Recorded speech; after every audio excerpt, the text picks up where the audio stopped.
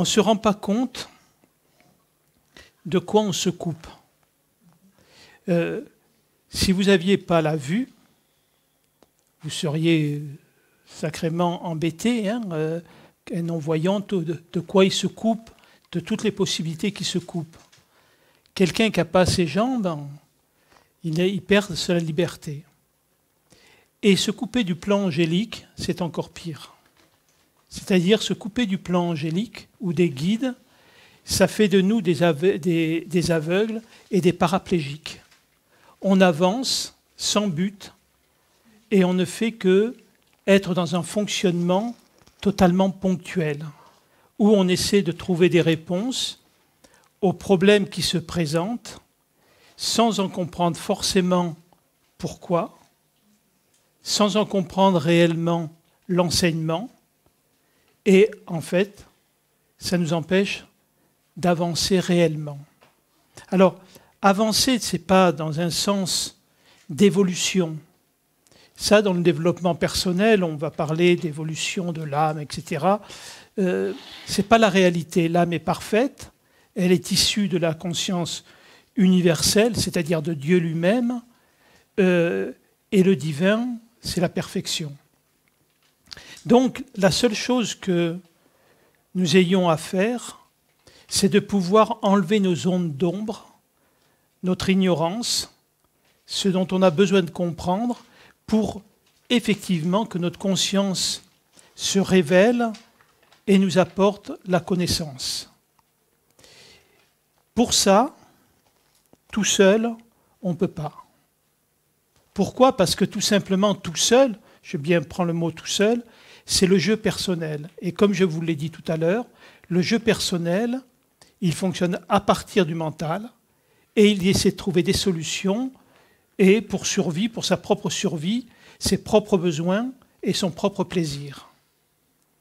Et donc, les plans angéliques, les guides, qui sont les aspects par lesquels le divin se révèle en nous, c'est réellement, comme le mot l'indique, ce sont nos guides.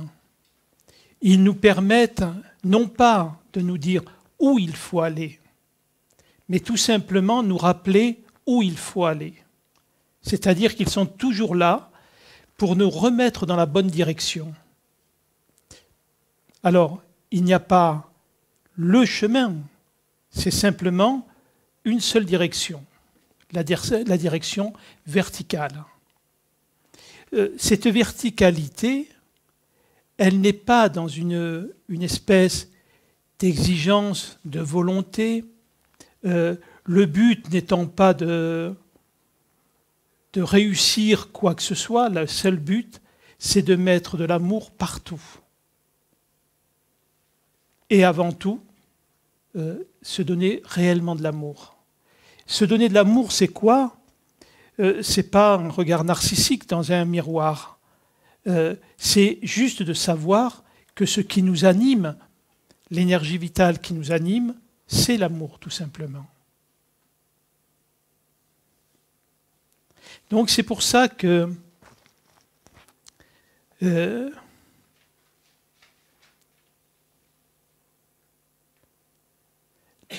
les archanges, principalement, sont vraiment... ils structurent ce que nous sommes.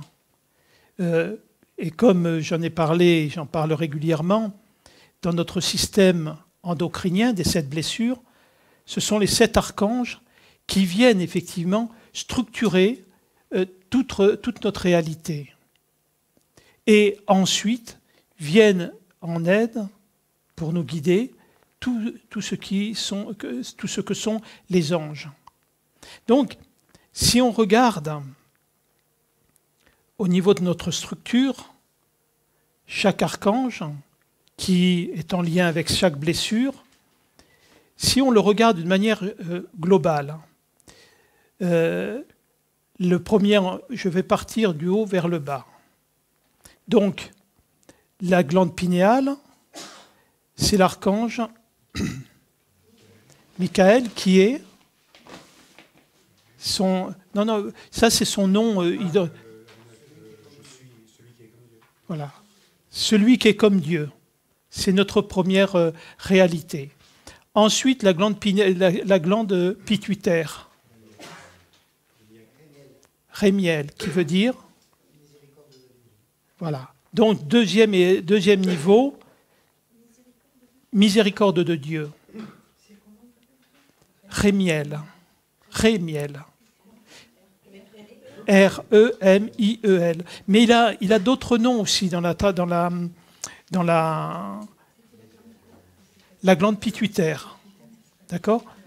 Mais ne vous inquiétez pas au niveau de la glande, hein, c'est juste pour voir à quel endroit les aspects de Dieu sont en l'homme et qui vient donner l'explication biblique qui est l'homme est à l'image de Dieu. Il est à l'image de Dieu parce qu'il a Dieu en lui, ou les aspects de Dieu en lui. Donc, pinéal, celui qui est comme Dieu. Pituitaire, miséricorde de Dieu. Ensuite, thyroïde, qui... Donc, Dieu est ma force. Donc, c'est le troisième aspect de Dieu qui est en nous. Le thymus, Raphaël. Non. Non, pas Dieu. C'est Dieu qui guérit. D'accord? Ensuite, pancréas. Uriel. Non. Lumière de Dieu, ou feu de Dieu aussi. C'est-à-dire la pure énergie du divin. Ensuite, surrénal, Raguel, ami de Dieu, Raguel. Comment? Oui. Et ensuite sur les gonades, Sariel, qui est? Non. Non. Droiture de Dieu. Droiture de Dieu. Regardez bien la définition, donc. D'accord? À l'image de Dieu, miséricorde de Dieu, Dieu est ma force, Dieu guérit, lumière de Dieu, ami de Dieu et droiture de Dieu. Voilà ce que nous sommes. Il y a ces 7 aspects qui sont en permanence en action en nous. D'accord? Et comment, généralement, on vit? Au lieu que ce soit ces aspects du divin qui soient dominants en nous, c'est les aspects du jeu personnel qui est en action. Donc, sur la glande pinéale, le jeu personnel vit, qui se souvient des blessures, la première, maltraitance. Je n'ai pas de valeur, d'accord? Ensuite, la blessure de la séparation au niveau de la pinéale. C'est pas tout à fait. Non. Je ne peux compter que sur moi. Ces phrases sont importantes parce qu'elles vont déterminer comment je me comporte face à la vie. D'accord?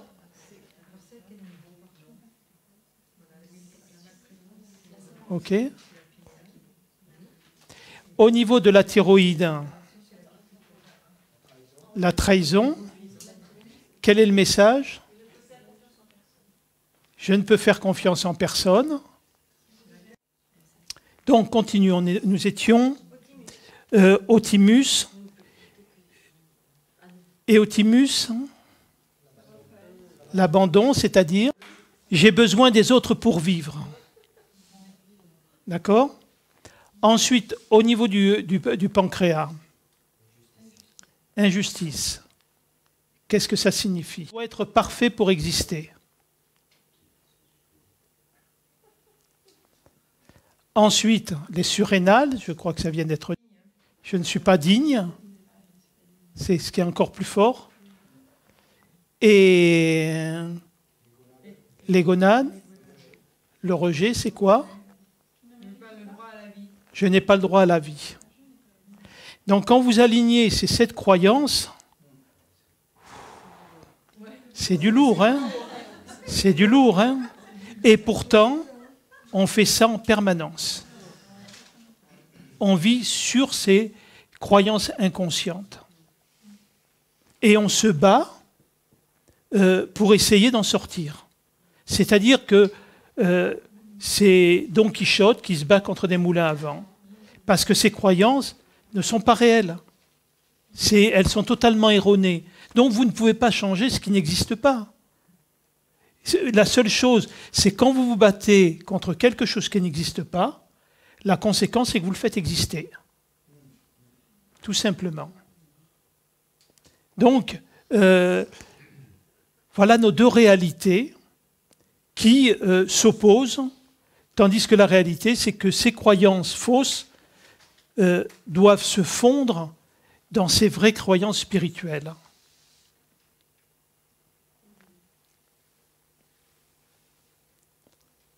Tout le monde voit bien ça? Et c'est en ça le rôle essentiel des archanges, de la guidance et des anges. C'est tout leur travail de nous rappeler ce que nous sommes et de nous faire comprendre qui nous ne sommes pas.